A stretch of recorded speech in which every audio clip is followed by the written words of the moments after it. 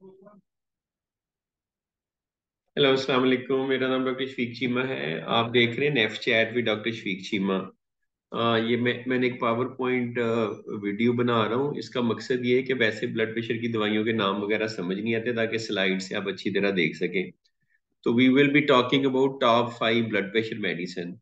ये blood pressure medicine की जो लिस्ट है ये 5 से 1 तक इस तरह से शुरू होगी कि सबसे पहले जो टॉप 5 में से सबसे कम इस्तेमाल होने वाली दवाई है, और फिर ऐसे हम 5 तक जाएंगे। लेकिन ये अमेरिका का डाटा है, वेस्ट का डाटा है। इसमें मोस्ट कॉमनली जो ड्रग यूज होती हैं उस लिहाज से है। ये इस तरह से नहीं है कि ये ड्रग सुपीरियर है, लेकिन ऑब्वियसली जो सबसे ज्यादा कॉमनली दवाइयाँ इस्तेमाल हो रही हैं वो बाकी दवाइयों से बेहतर होंगी, इसीलिए अमेरिका में यूज हो रही हैं। लेकिन इस वीडियो को बनाने का मकसद ये नहीं कि आप इनमें से पिक एंड चूज करके ब्लड प्रेशर की दवाइयाँ इस्तेमाल करें। हर दवाई के अपने साइड इफेक्ट हैं, हर सिचुएशन के मुताबिक जो है वो आपको डिफरेंट ब्लड प्रेशर की मेडिसिन चाहिए होती हैं। तो जो अमेरिका में 5 सबसे ज्यादा दवाइयाँ इस्तेमाल होती हैं, उनकी सबसे पहले हम बात करेंगे। और उसमें सबसे पहले हम वी विल सी कि इसको थोड़ा सा स्लाइड को नेक्स्ट पे चले जाएं।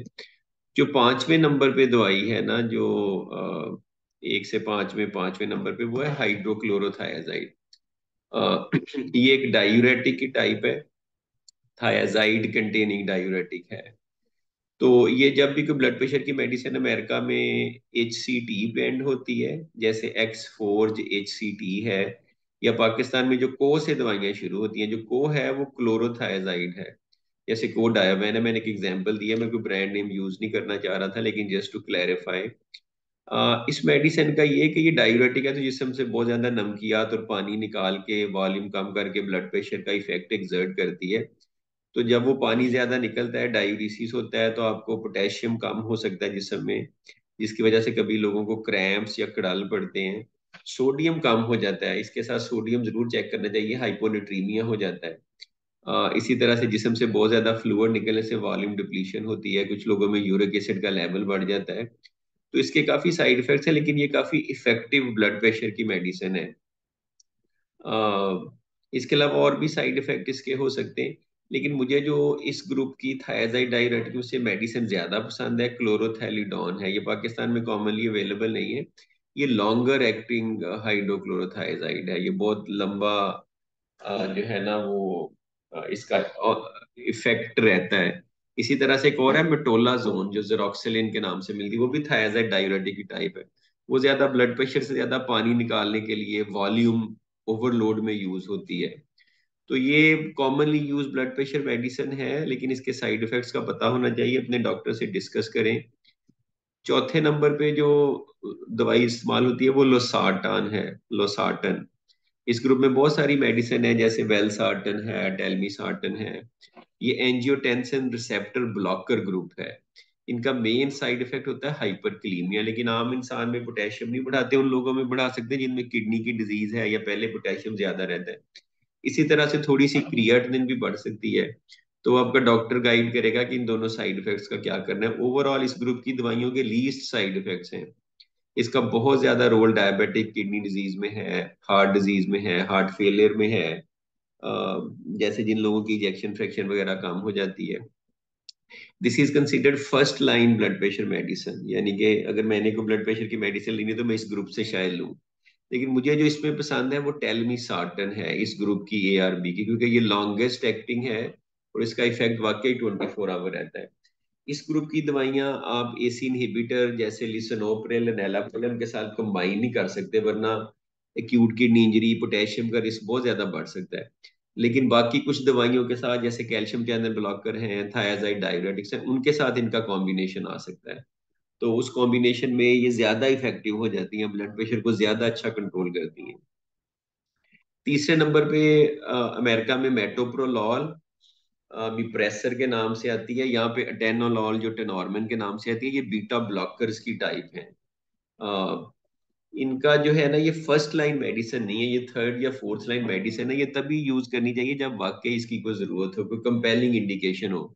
जैसे कुछ लोगों में जिनमें सिरोसिस या लिवर डिजीज होती है, उनमें वेरिसीज बनती हैं।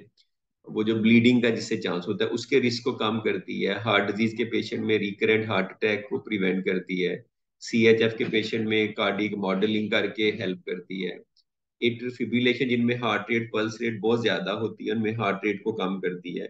इसी ग्रुप की दवाई प्रोप्रेनोलॉल या इंडरॉल एंजाइटी वगैरह के लिए भी यूज होती है। लेकिन ये हार्ट रेट कम कर सकती है, ब्रेडिकार्डिया कर सकती है, हार्ट ब्लॉक कर सकती है, इनका साइड इफेक्ट है। जिन लोगों में एस्थमा या COPD होता है उनमें ब्रोंकोस्पैज्म कर सकती है, वीजिंग हो सकती है, सांस का मसला हो सकता है। डिप्रेशन ये दवाइयां कर सकती हैं, इरेक्टाइल डिसफंक्शन कर सकती हैं। इसमें पर्सनली इस ग्रुप की दवाइयों में से कार्वेडालॉल उसके कुछ साइड इफेक्ट्स कम हैं और सुपीरियर है मेरे ख्याल में, और डाटा भी काफी ज्यादा है, तो मुझे पर्सनली बहुत ज्यादा पसंद है एज कम्पेयर टू मेटोप्रोलोल और टेनोलॉल।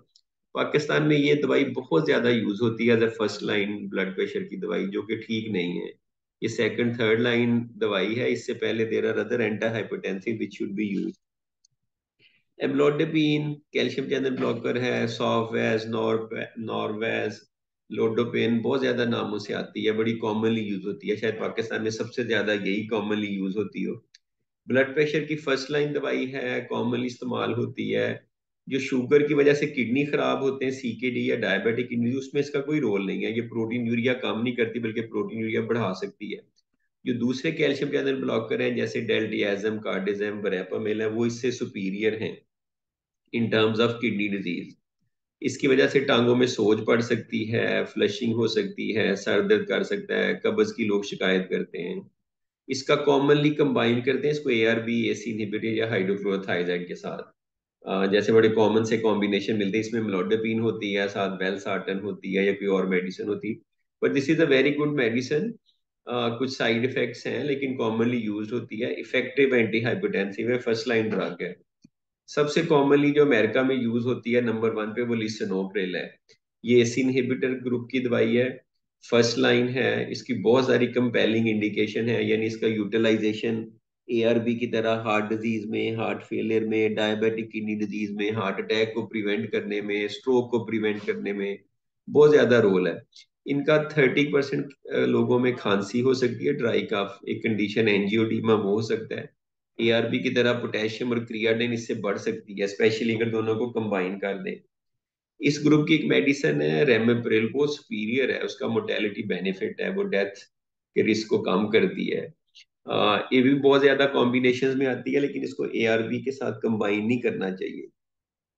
अच्छा, ब्लड प्रेशर की कोई 15-20 क्लासेस हैं, हर बंदे में उसकी इंडिकेशन, कंपेलिंग इंडिकेशन किस में कौन सी यूज होनी चाहिए वो डिफरेंट है, तो एक तो उसको खुद इस्तेमाल ना करें, दूसरा कौन सा कॉम्बिनेशन आपके लिए अच्छा वो खुद ना बनाए। कोई और ब्लड प्रेशर की दवाई इस्तेमाल कर रहा है तो उसको आप ना करें, क्योंकि उसमें उसकी कोई रीजन हो सकती है, आपके लिए वो खतरनाक हो सकती है। उसके जो भी पोटेंशियल साइड इफेक्ट्स हैं वो अपने डॉक्टर से डिस्कस कर सकते हैं कि मुझे इस दवाई से ये हो रहा है इस दवाई लेने के बाद, तो वो उस लिहाज से फिर आपकी मेडिसिन एडजस्ट कर सकता है। तो मुझे था कि top 5 most commonly used medicine जो अमेरिका में, उन पर जरा बात करूं ताकि आपको थोड़ी सी अवेयरनेस हो साइड इफेक्ट्स के बारे में और बाकी चीजों के बारे में। तो I hope you like it, thank you very much, खुदा हाफिज।